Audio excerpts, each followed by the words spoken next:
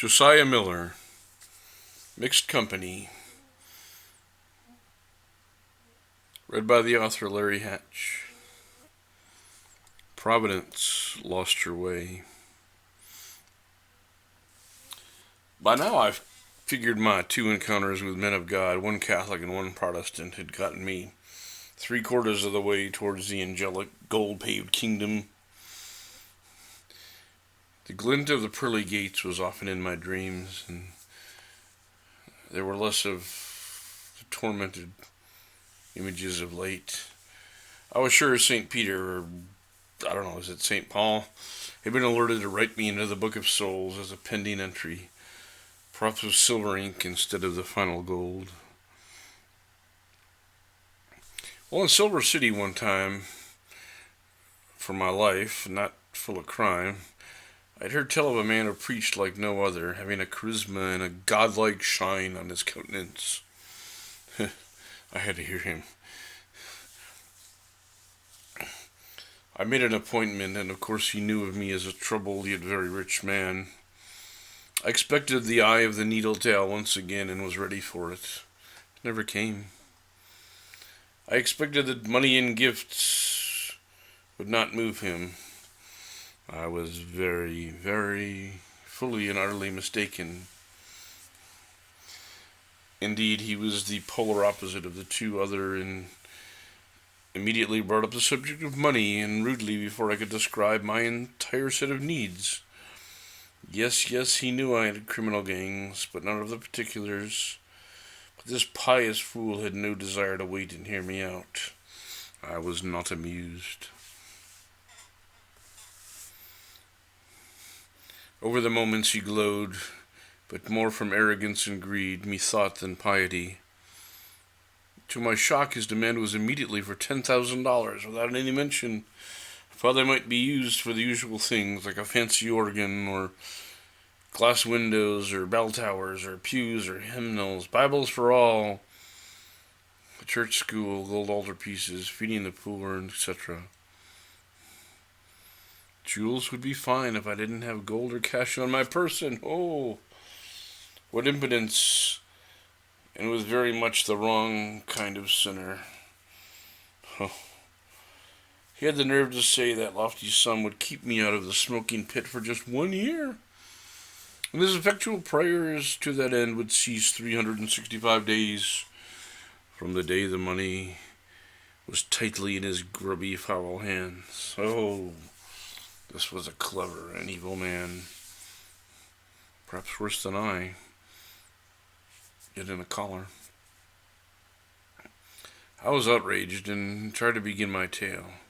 He turned back to money. I agreed in principle and walked out, trying not to show my anger or any details.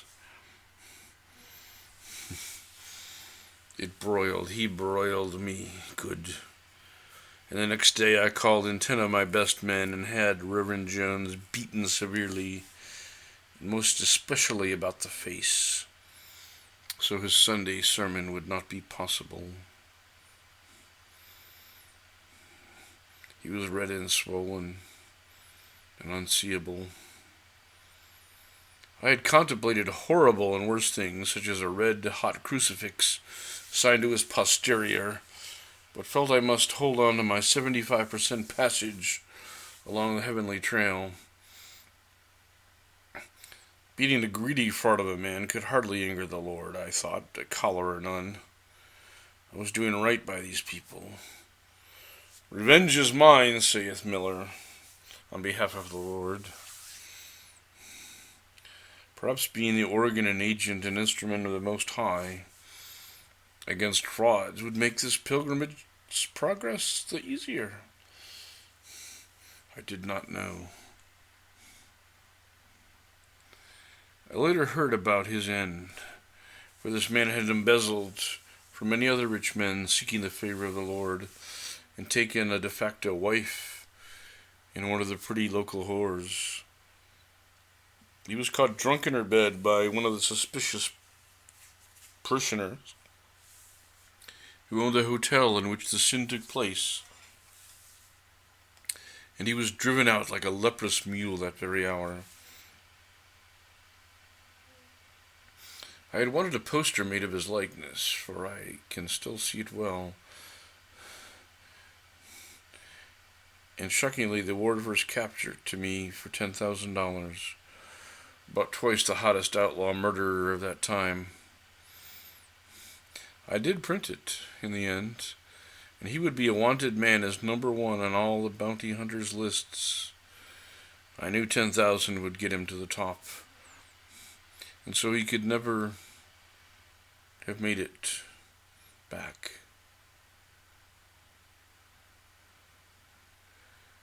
Lucky for him, he only took 3 bullets to the cranium, and nothing so slow and bone-chilling as I and my Cherokee torture men would have dished out on his evil soul on raw straining sinews. I paid the reward with expenses added and regretted the opportunity lost, but I was glad to see him gone. Perhaps my salvation had now decreased to just 70%, and yet I hoped the old bearded man in the sky might bump me up to 80 or 85 for ridding the church of yet another Pharisee. Josiah Miller, Mixed Company, read by the author Larry Hatch. Mr. Gatling's Gift.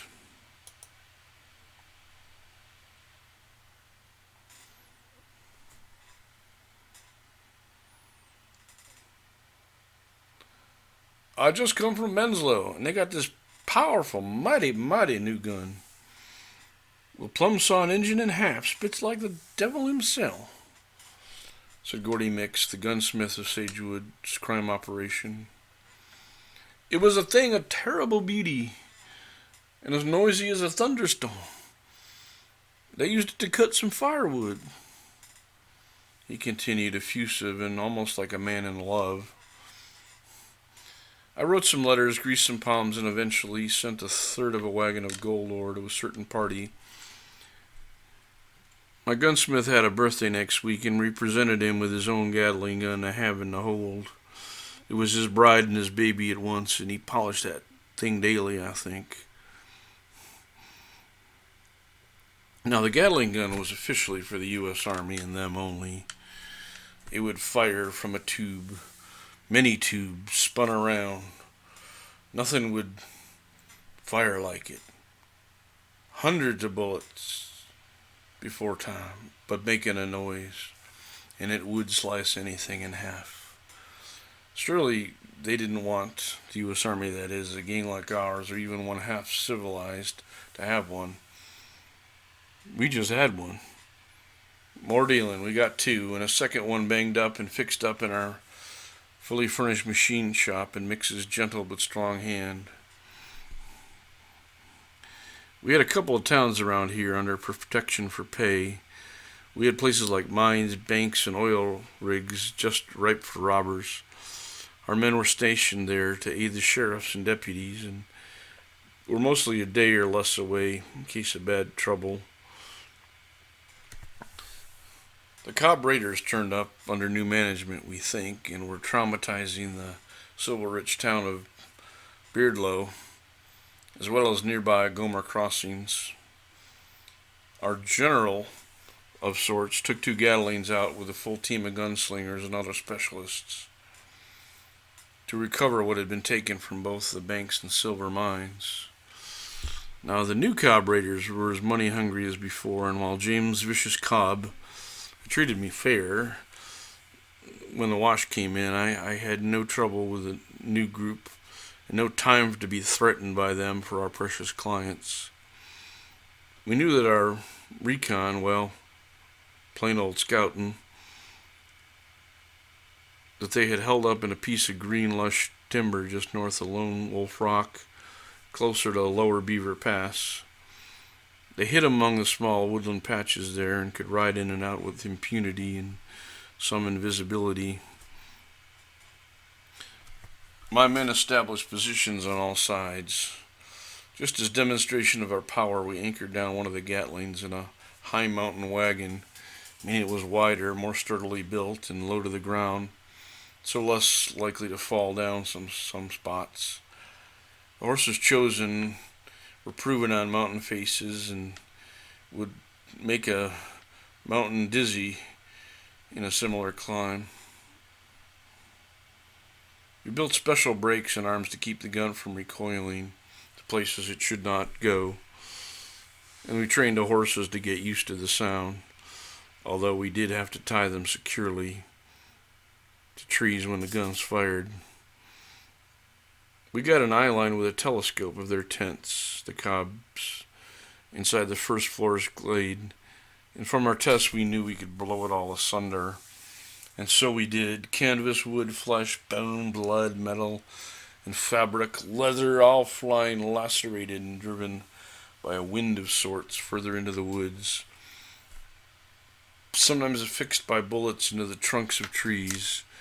Oh, it was all a nasty red and mostly tan pile of debris, and not a body to behold or movable. Cones had rained down from the trees just as the needles had. Utterly shocked squirrels and a few birds were knocked off their bearings and stunned. It was a nauseous sea of green, brown, gray, and red, as wide as the gun would pan, and it was as silent as a baby lamb.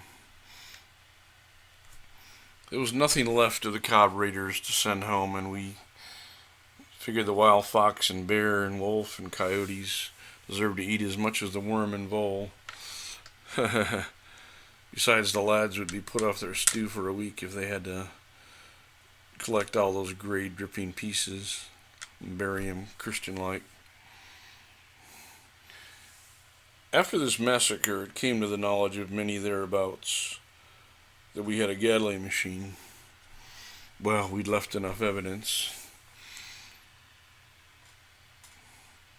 It was gaining the reputation as a death machine, and some people did not know it was a simple gun. Others thought it held some kind of magic. Even the natives in them, our parts, thought it was some kind of spirit that shredded humans and animals alike with flying knives. Now, we had 2 working guns, but hid the second just in case of trouble. And there would be trouble. 3 days later, my butler at the manor house hollered upstairs that I was needed at once. He hardly ever did that. I rushed down, looking still like a bearded, unkempt, tramping bum, as I had been for decades. They had sent up a fellow from the dark side operation to get me. Sir, there's a cavalry colonel from Fort Larson asking about our big gun. Promising gunslinger warned. Not sure he knew about the gun. Oh, that's not good at all, I replied with a new frown, looking at the gunslinger and the butler, and then down to my feet, my slippered feet. Sturdy up, chap, I said, walking down Lucia's fancy stairs covered in red oriental carpet. I hopped on the horse I always had ready with rifles and an emergency getaway pack. Never outgrew that need and notion, no matter how rich I was, nor protected. Upon arrival, it was a colonel for sure and 6 of his finest men. They meant business with that kind of party. Of course, by this year, our operation was slick and housed in a vast complex of fancy stone barns that would make any fort jealous. Think of it as a set of stone barns and a couple of old world chateaus. Each was nicely landscaped with trees and shrubbery and flower beds the casino ladies had planted. The fellows in blue had to be impressed, especially with the armory building in fine stone, with ornately carved wooden racks, full-blown machine shop for gun work, which no fort had, and the like.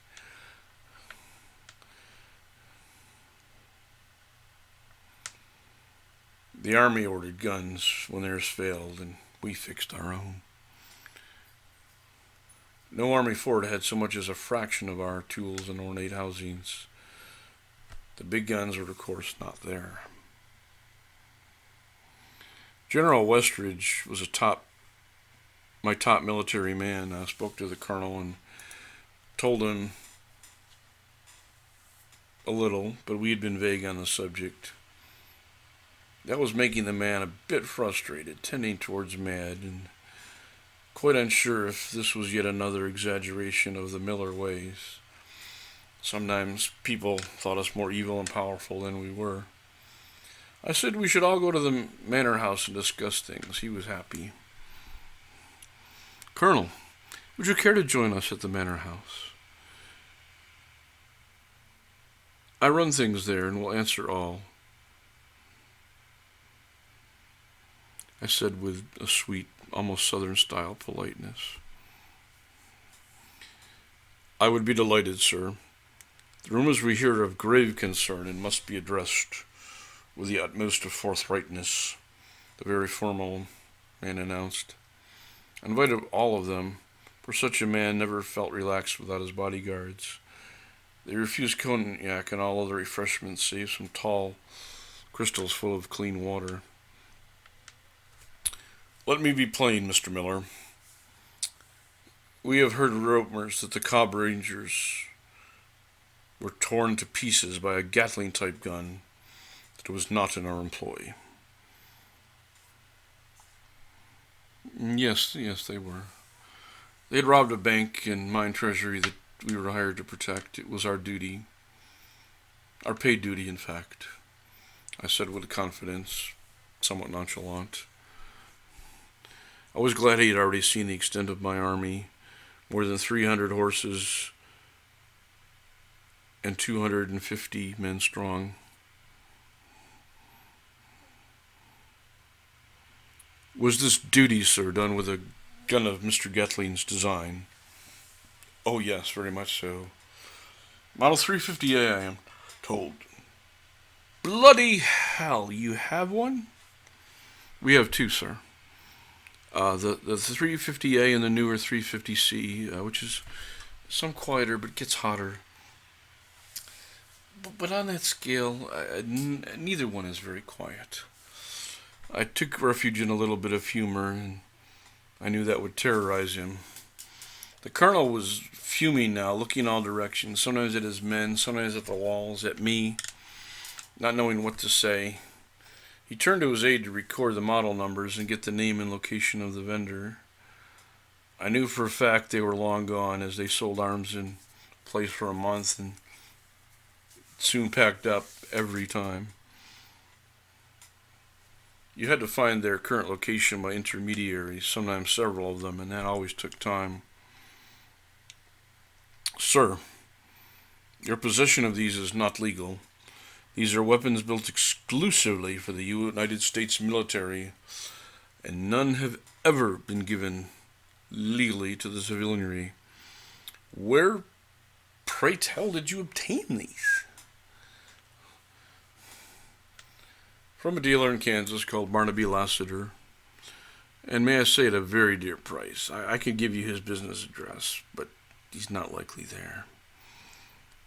I offered, hoping to seem like a patriot and the good citizen I was not, though perhaps more of the former than his racket. I would think so. I must insist, sir, that you turn them over as stolen U.S. Army property.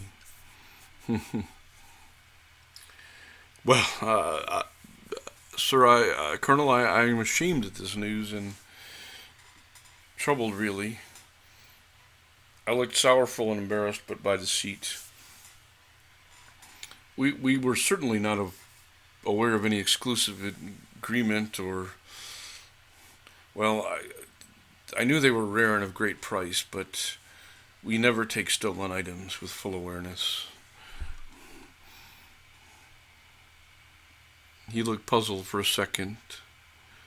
If we send wagons tomorrow, will you let us recover them? We will, and wagons we fabricated for them to help them sit more steady. I said as a man conquered a bit and unaware of my treason. He would have used the T word soon had I not relinquished. What he did not know is that our machine shop had made copies, and we had 4 guns now in addition to the 2 originals that we would return. At that moment I felt something of a madman. a tycoon for evil, one grand, exalted, and brash enough to take on and fool the entire United States Army. The colonel, I should have mentioned, did not mention that he did not have Gatlings at Fort Larson, though Benslow had a Model 34C, older and worse than both of ours.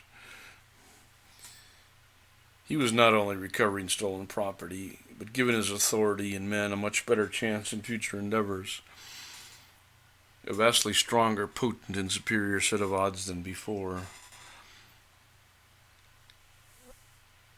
And to add some prickly goodness to my faux patriotism, I had my men include schematic diagrams of how Gatlings are best anchored in stout wagons of our new design, with extending long arms to prevent movement upon recoil. And I included a letter offering to produce these at his request, knowing he had yet to have a single gun himself, or a suitable wagon. How that must have made him stew the more.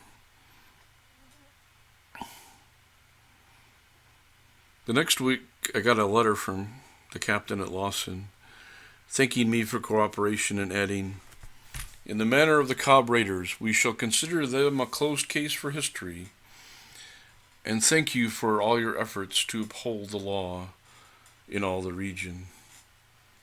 Wow.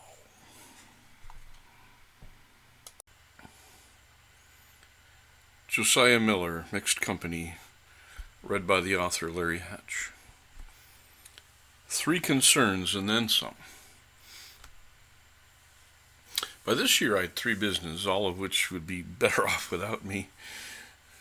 But alas, they were part of my very soul and sinew. Business of fur trapping, the Miller Fur Company, and the preparation of those goods from raw pelts as well as fine, refined garments, was doing exceedingly well. We surpassed 50 men running lines by that 3rd year. The undeclared and unnamed business of crime and gang business, mostly cheating, robbing, and stealing by force, by some means was of course doing well. There was some attrition, of course, and those things there already are. We have a boot hill for that. More than 100 men and a few clever ladies made up that detail. Some were caught, some were shot, some did time. And all were easily replaced by another fool more clever and skilled than the previous one. We practiced, we trained, we innovated in a way to make West Point appear like a lazy band of slouching drunkards. We were disciplined, but had no uniforms. Then there was Sagewood, now widely known for that house of gambling, drinking, and whoring up the road from my beloved Sagewood Manor House. All the businesses synergized, pulsed back and forth, and augmented and fed into the other like 3 sisters helping the other in a true family. Well, they were rough sisters anyhow.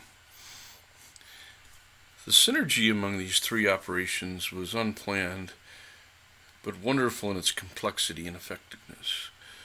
If a fur company made a lot of money, and mine did, it was subject to all sorts of intrusions by others who wanted to run us out, or buy us out, or scare us out, or shoot us out. I had an eminently suitable, well-trained group of goons and gangsters and gunslingers on the ready to teach them a lesson, and we often did. As often as once a month.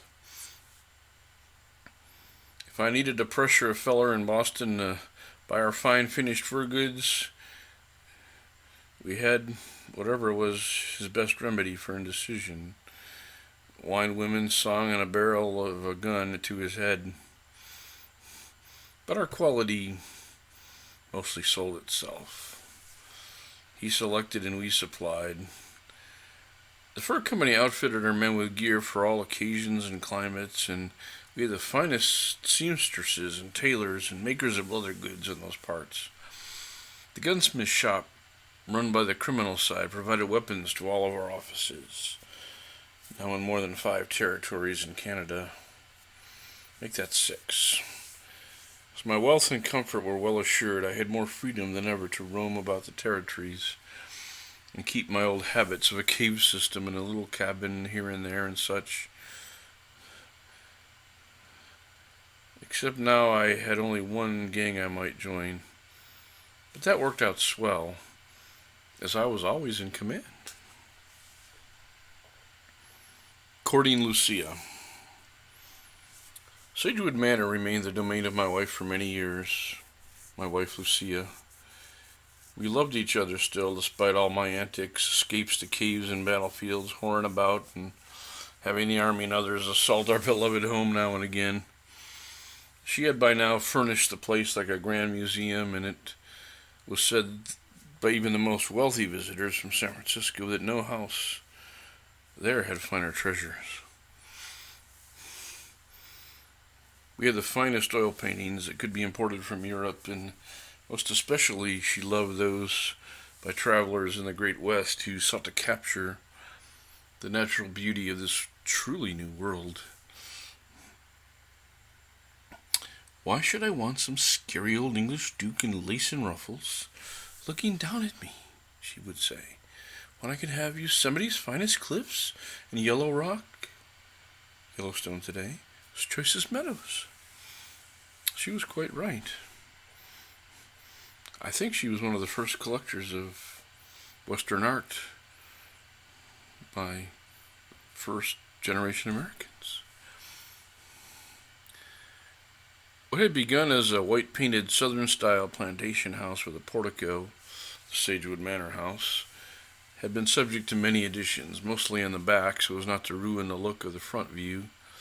Besides, it all had to fit in the perimeter of the black iron gate, the black iron and a very tall gate. Built mostly on the back and left side, just having a span of 30 rooms by now. Lucia had rooms for all her ideas and private professions, as well as 8 bedrooms we kept for visitors. There was a sewing room, of course, one for fine china and silverware. Thousands of pieces in cabinets are locked away that I don't think will ever be used. Another inscrutable one for bronze statues and paintings of our horses. Yet another for her dresses that amounted to a 50 by 20 walk-in type closet. Another for shoes, she being a female, of course, and boots and the like. And I was allowed one for my memorabilia of military artifacts collected by my journeys. Of course, mine was way at the end of the hall where nobody could be repulsed by it. Her dress closet had a full-time servant who only kept up with the ironing, repair, and burning of the garments for the week's occasions, most of which, well, I was not at. There was also a strangely narrow room, as wide as one large guest, really, which held framed maps she had collected, also a proper library with over 10,000 tomes, a piano room for practicing that was separate from the grand piano in our ballroom, and one I just discovered on my trip back where the family dogs might be confined in generous wooden fences, almost like a corral indoors, and seek solace from big parties. And there was yet another for storing more antiques, which could not be displayed in the main rooms. It was like a waiting room for them to later, well, be put out and dusted. The attic, too, was full of crates of treasures not yet needed and only examined once, I think. We had so much more than an entire block of wealthy men in Boston could use. I almost felt guilty, but, well, when you can, you do. I made an effort, despite the call of the wild that ran green in my bloodstream, to not go trapping and stay at home more with Lucia. We made love all day sometimes, and while both of us had taken other lovers in recent years, there was still nothing as glowing, fervent, and ripping red hot and torrid as an old love rekindled. Our quarters were stocked with all manner of foods, for I did not wish to be interrupted by curious staff giving room service. I was not the kind of man who liked to be giggled about and whispered about in lower rooms. We had cases of water and whiskey and all manner of goodly drinks in our store, the bedroom, that is. She was fond of ripe plums for some reason, and I had made sure half a bushel was in the room for our days nesting up in passion. Alcohol and sugar, all one needs for passion. I had a diamond mine in California, and they had dug up a particularly large 10-carat stone with amazing clarity and sparkle. It was cut well by a fellow in Boston. I had it cut and mounted like some royal ring. I had to pay 6 men with guns to stage the thing there, and so it could not be taken by ordinary transport. As was true of our clever game, they carried out old stolen mailbags full of nothing and a lockbox with gold scraps, with maybe $200 as bait. Case of robbery, the fools would be happy with those two takings, and not look under the floorboards for the priceless thing. In any case, this grand ring was ready to give to Lucia on one of our nesting days, and she was more than a little grateful the entire day and well into the next. Josiah Miller, Mixed Company. Excerpts read by the author, Larry Hatch. My son of the law. Our son Nathaniel had long since grown and moved out. Lucia kept his old room, in a manner that mothers in those days do with rooms to spare. He never wrote to me nor sent any telegraphs, not so for 10 years now.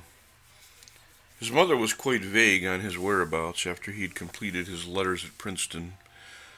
I had figured he was some kind of lawyer in New Jersey or New York or Boston, given that was his degree. I cornered her one day on the subject, and she had admitted that he had not written her in more than 3 years.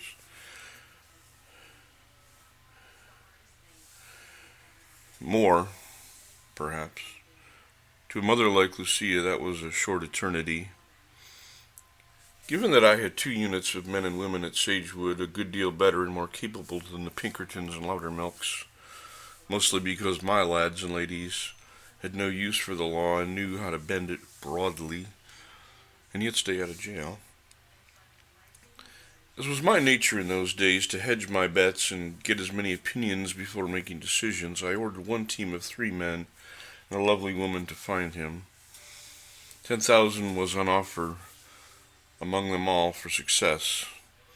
I later sent a 2nd team, not knowing the first role in our design to sequestrate them, and this unit consisted of 2 senior men with some law background. Both teams reported back to Sagewood, for we had our own telegraph and numerous code systems by now. The first team had found him practicing in a very famous posh law office in New York called Lake, Tucker and Haynes. He was not yet a partner, but one of the senior juniors, if that makes any sense.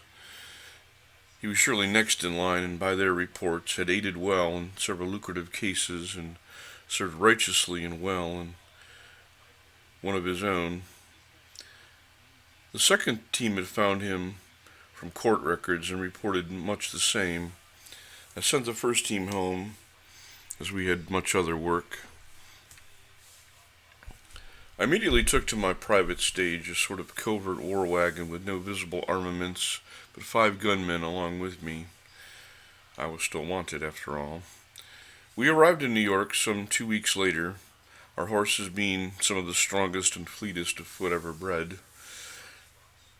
When we arrived in New York, the men put the gold headpieces on the beasts, these being Miller crests, and the coach itself was adorned with our navy and gold crest too. 8 small flags with a Miller crest were anchored to each coach roof.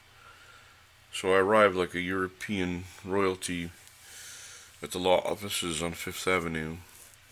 If stopped by the police, I was to be called the ambassador, for in those days such men had wide liberties in northeastern cities, as most countries established embassies all over to find trade and to make peace. I telegraphed the day before to secure an appointment with Mr. Lake himself and spoke my need for advice in real estate, artwork, and investment purchases.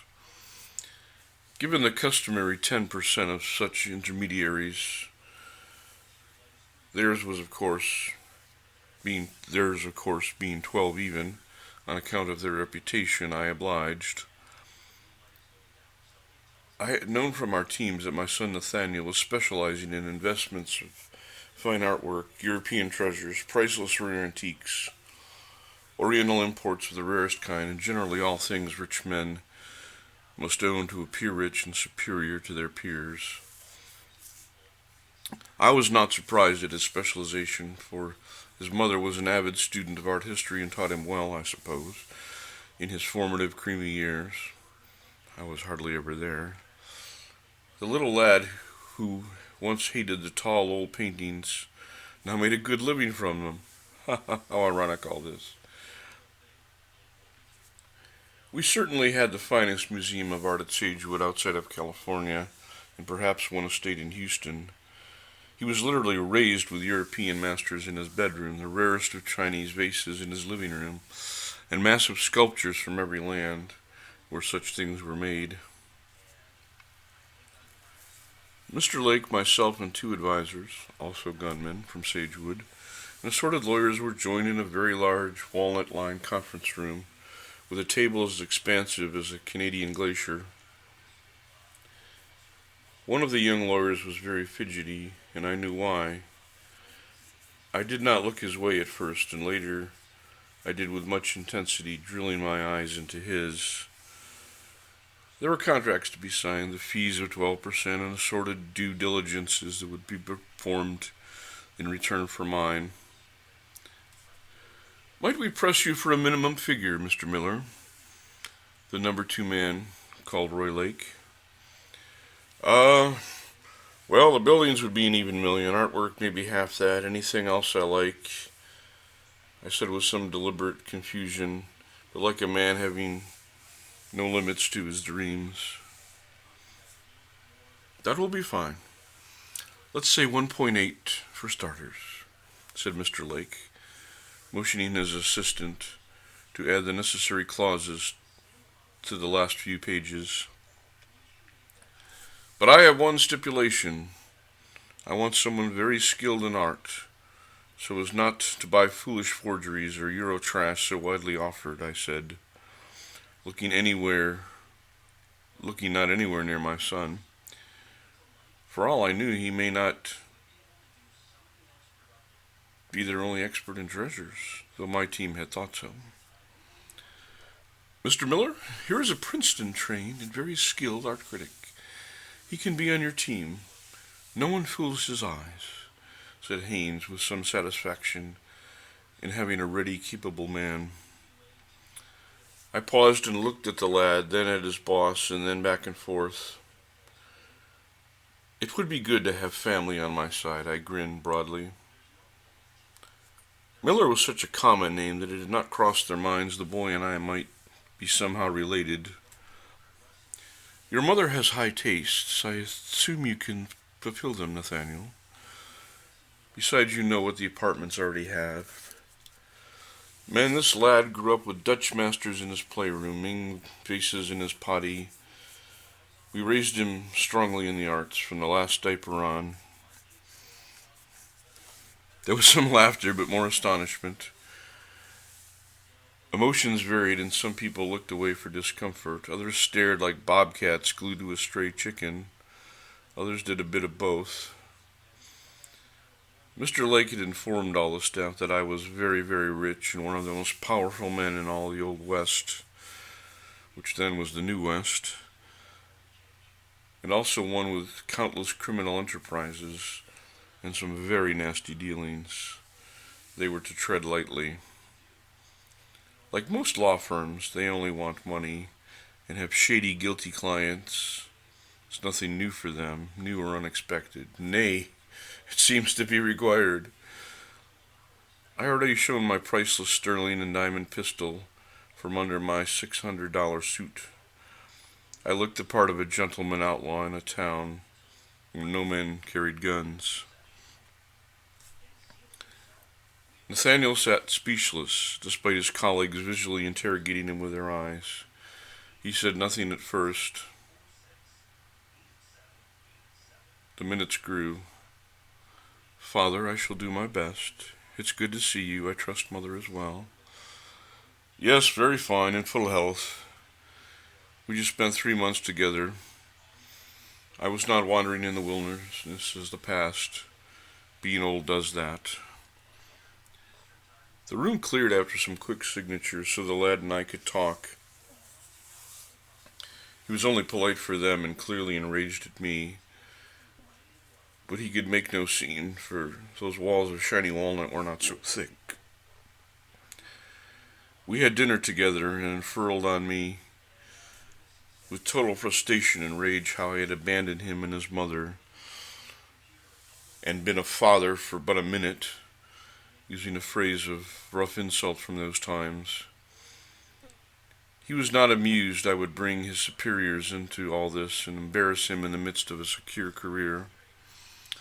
Face it, my boy, you are a fine lawyer.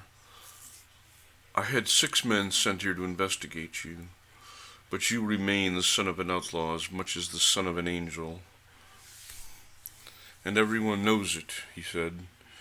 Soon the whole of Manhattan will know, and all the women will spurn me, he said, very worried for one so secure in his job and his inheritance.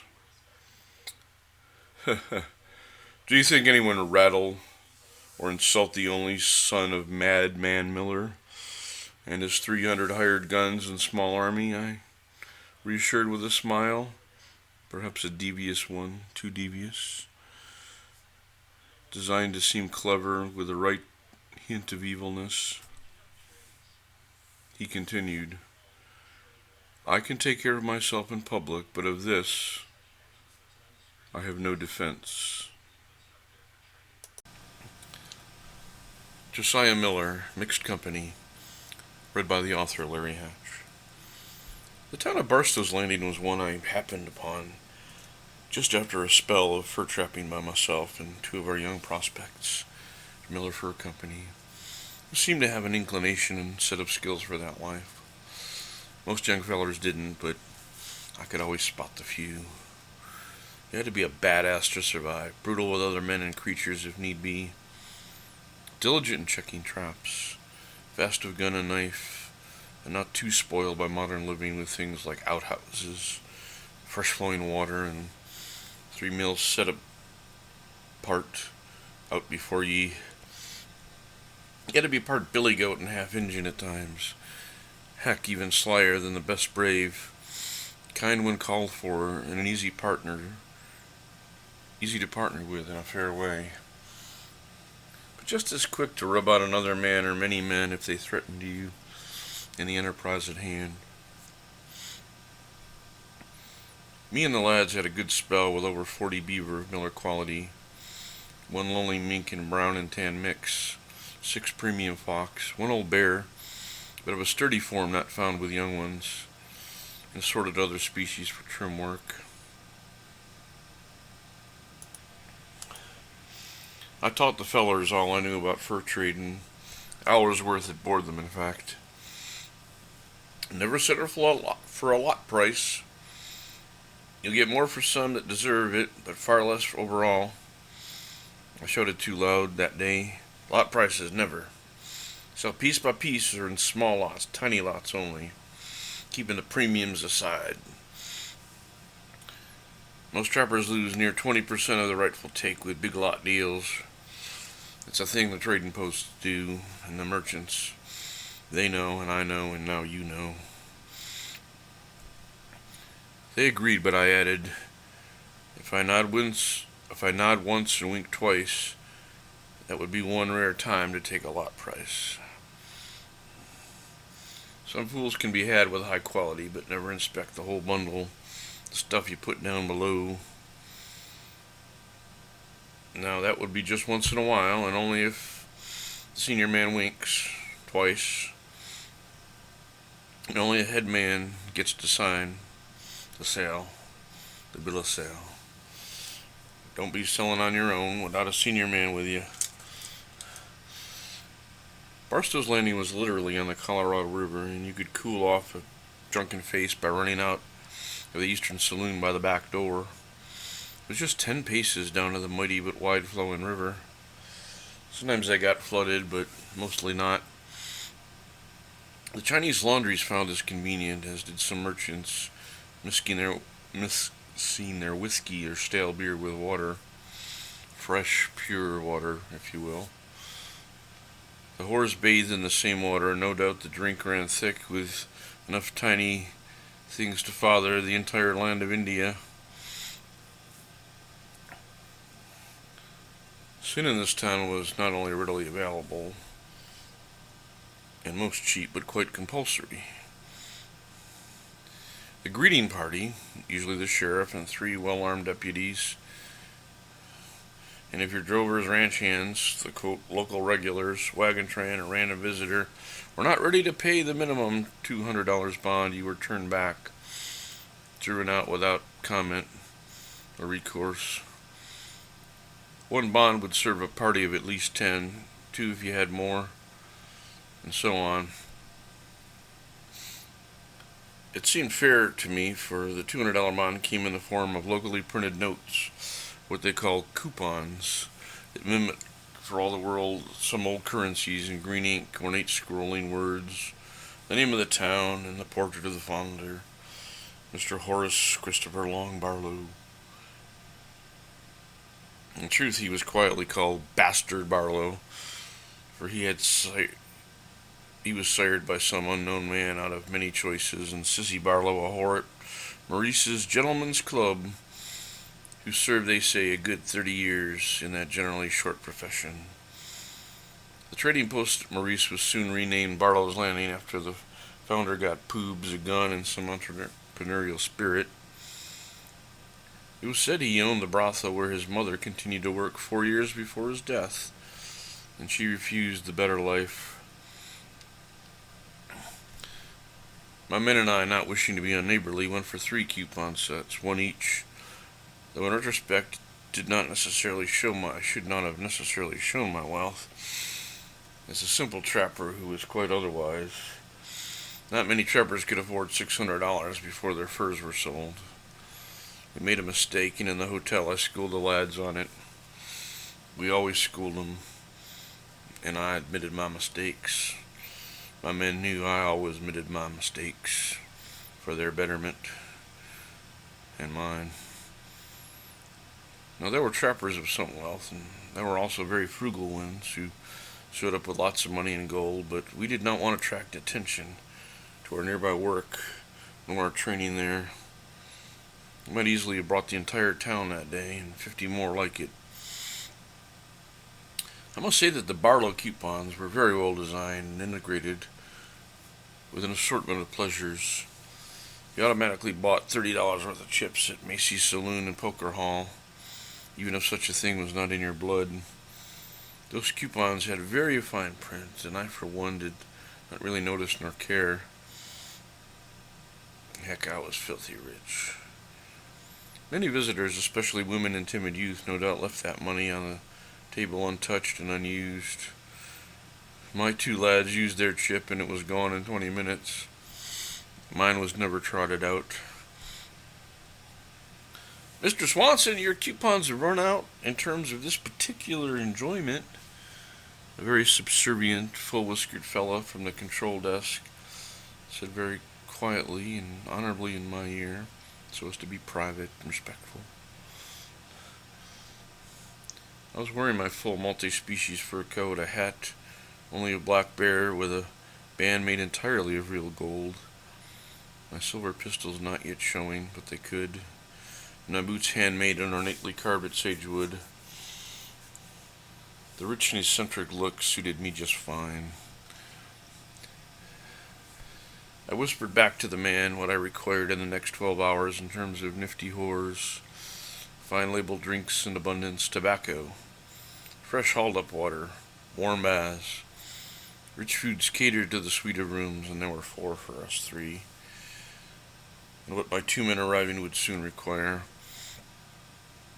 He whispered me the price, silly and low, and I handed him enough gold coins for all that twice over with the remark, "And $100 of these coins are my grateful gratuity to you, sir, in particular for your silence and management of our indulgences."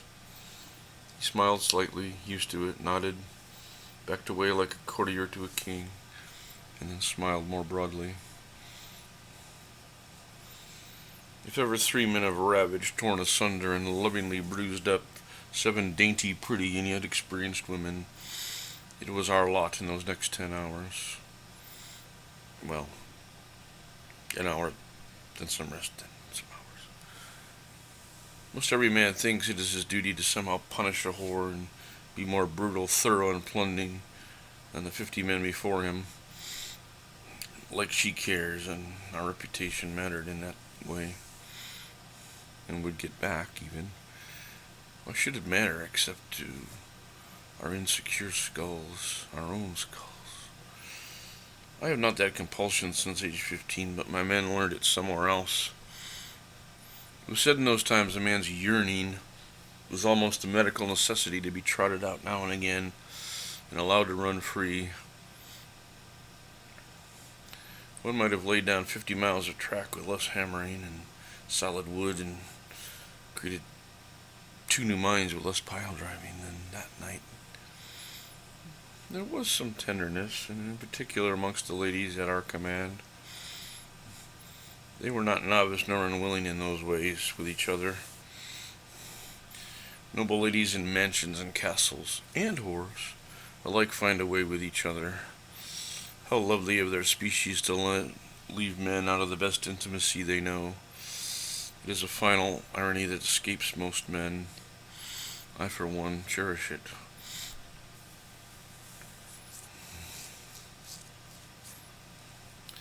Hardly a thing in our rooms of small size. Guns, whiskey bottle, keys, statues, pens, spoons were included.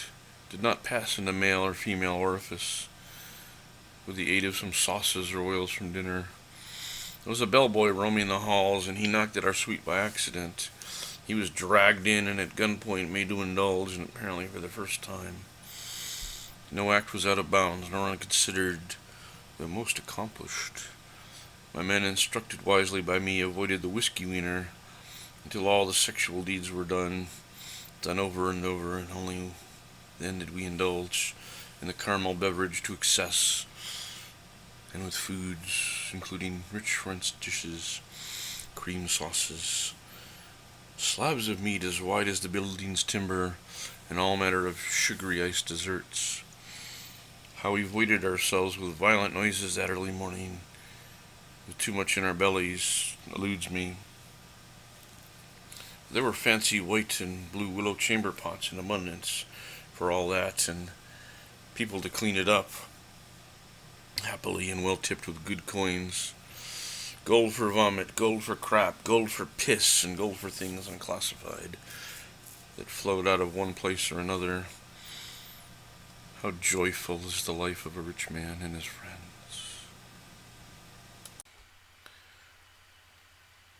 Josiah Miller, Mixed Company, read by the author Larry Hatch. Wilderness awaits. I left all my duties as he knew I surely would. The managers of Sagewood and Lucia even called it AWOL, or absent without leave, as they did in the military service of the day. I was AWOL for sure, and not always with notice. I headed east to find 2 of my old trapping pals, Dusty Mike and Jacob Hedgeworth, son of the late John Hedgeworth, a legendary trapper, at least twice as famous as even myself. Dusty was a shade older than I, and perhaps 2 shades, as he hit it well, and was hardly gray like some men. He was balder than a sun-beat mountain, though. He learned never to put off seeing old friends, as did I, 'cause you never knew when the opportunity was missed, and if it could be your last. The three of us old chums headed to a little trapped piece of land that was hard to get to by southeastern parts of Colorado. The species diversified were over there in different colors than the rest of the territory. The snowshoe hare kept a mix of brown and white long into spring, and those were always lovely in a garment. Sometimes you got a good mix, other times you didn't.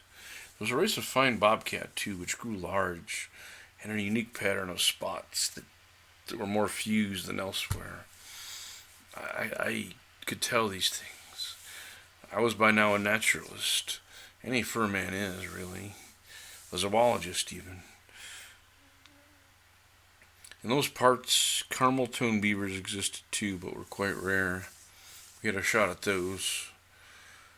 Those lands also had the swift fox and the kit fox species, whose pelts were very seldom seen in any form in the East.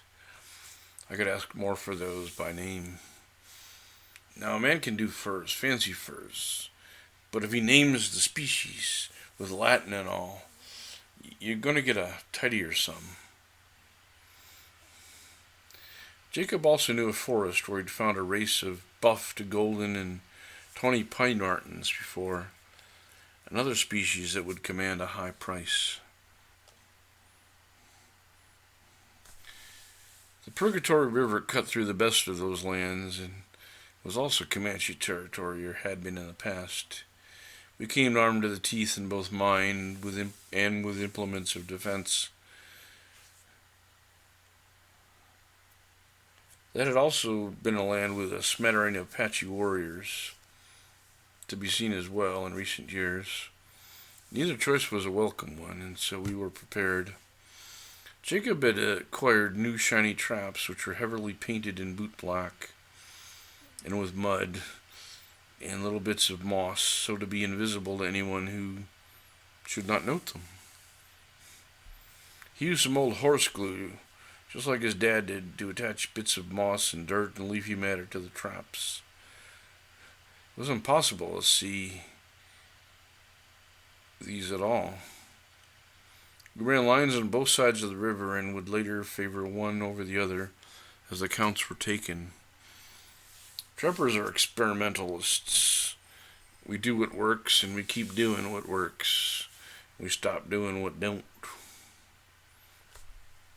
We took a few dozen pelts of the finest variety that week, ordinary colors mostly, save for a rare mottled brown and black mink. Two fox decidedly on the golden side. Oh, lovely, lovely, just soft. Oh, so soft and lovely. We never find the pale pine martens, but a fluffy and full kit fox was plentiful, and we got a couple of those, and then more, and then 20 were taken over time into our camp. All were healthy, as we knew there would be no white man who knew of this place save us. And we had not a native man in all these days to see us.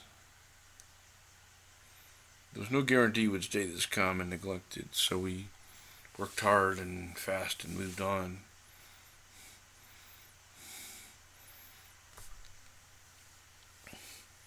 I was inclined to find a cave to hide out in, but my two associates had a bad knee, Jacob and Ankle Mike, respectively, and could not climb so high. We made a 3-room shelter of native spruce, flat on the top and sloped on all but the one open side. Mike had begun to pile up logs, so I knew he had a rough cabin in his mind. The rough cabin was thrown together sort of for temporary use, the joint not filled up or too thoroughly, and roughly a bit of rough grass or boughs instead of cut wood. The door, too, usually would not lock, being made of flimsy non-wood material, but then you could build it up little by little. The rough cabin became a real cabin. I was against the cutting of timber because it would only signal any native man that it was a white man's shelter, whereas a simple bough might go unnoticed as a native thing, but I was overruled. The three of us had a wonderful time. Oh, it was just joyous. Three chums in the woods, carefree, but working hard, joking and having all manner of good fun in God's green earth. We'd run lines each day and always did so together so as to maximize the camaraderie and be safe too. The man did not want to work alone under those terms. We spent the rest of our time out down by the river and fishing, and frankly, it was better eating than the limited mixed deer we had caught. All the elk had managed to get away, and we were not keen on shooting up the forest for all the noise it would make. Sometimes a man has to trap quietly and shoot less. I had brought with me a box of Sheena Bruce and Sagewood Platinum whiskey. Jacob and I drained all those by the third week. Dusty was a simple man and preferred his own familiar keg of rot gut, which he spiced up on his own to his own curious sensibilities. He had some thing that he did with native herbs, the kind of thing that the natives distrust, but he liked the taste of it. I think it was called mint boy, I can't remember the name. It tasted something like spiced buffalo mint in liquid form, and I could not bear even a sip of it, and that was fine. He kept it to himself. Bright one morning, Mike pointed ominously to a tree just 4 paces from our well-hidden trap. There were 2 Comanche arrows in the tree. They'd clearly not been there before, and from the smell of the pitch flowing down, freshly drilled into the trunk, the shots had occurred within the last few hours. I'll say 4 hours. We argued on that, us trappers and our signs. That was surely a warning sign by all accounts,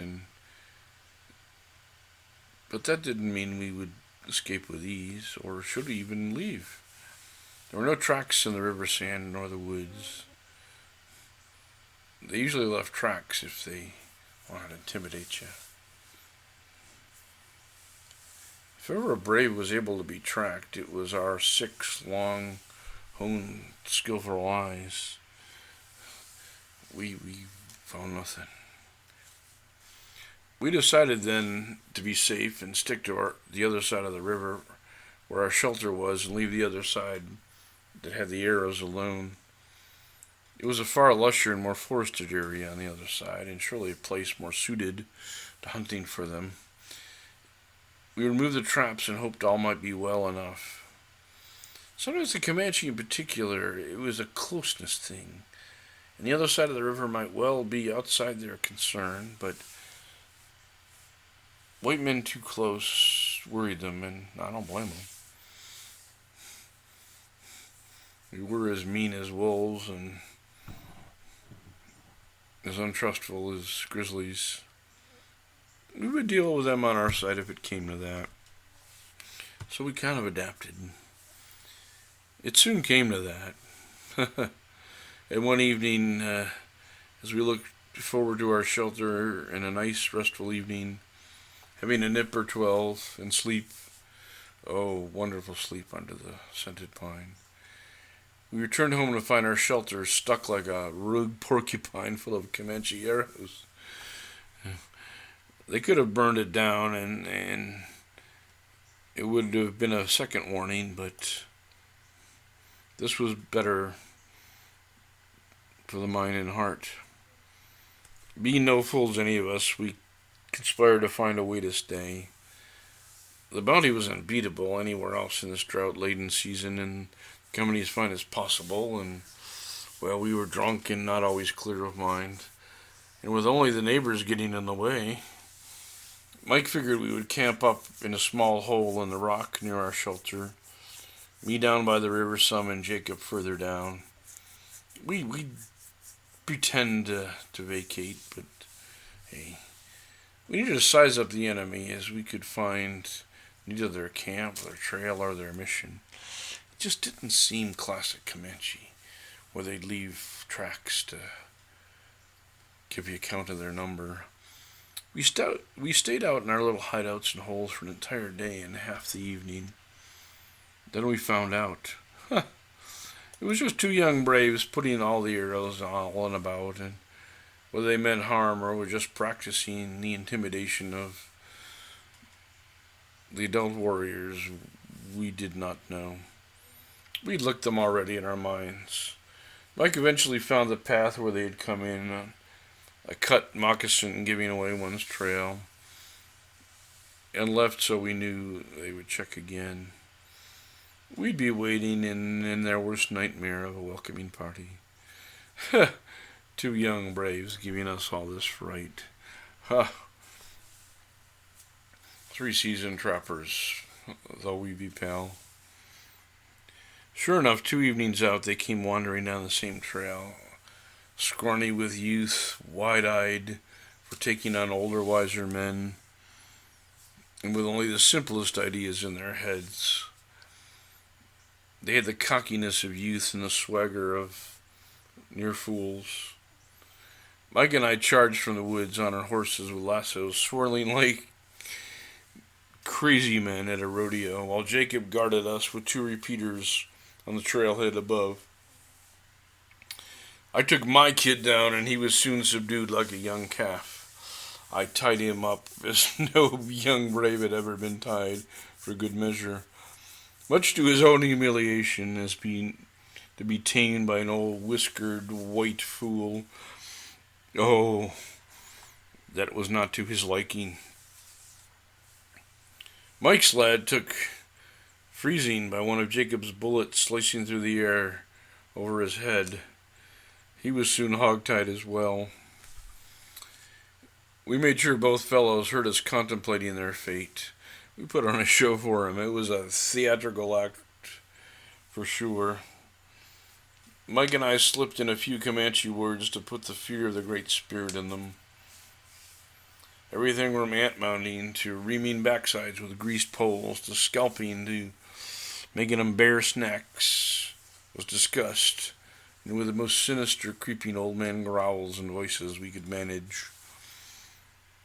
In the end, I followed Mike's advice to lightly feather their ears, meaning we cut the backs of them 3 to 4 times with a sharp knife, but not too deep. They looked silly and embarrassed, as we also cut their long hair, giving no easy way to cover the feathering. We cut them to look like squaws. That was an insult enough, and hopefully not so much they'd come back and seek revenge. We hope not, anyway. They'd be fools to try. We dropped them off down the trail with their clothes stuffed with horse manure. They'd surely be washing. They'd have to bathe good before returning, and I set Jacob down by the nearest stream to watch the way they would leave. They did, and were heaping to the point of a boiling water mad. We spent 3 months there and took our haul, half to Durango, some to Pueblo, and most to Denver, with those prices. Never a brave came back. We had enough in that 5 months to live well for the rest of the year, and our camaraderie and fun was worth a lifetime. I was already living well with my casino manor house, legit fur operation, and company of criminals.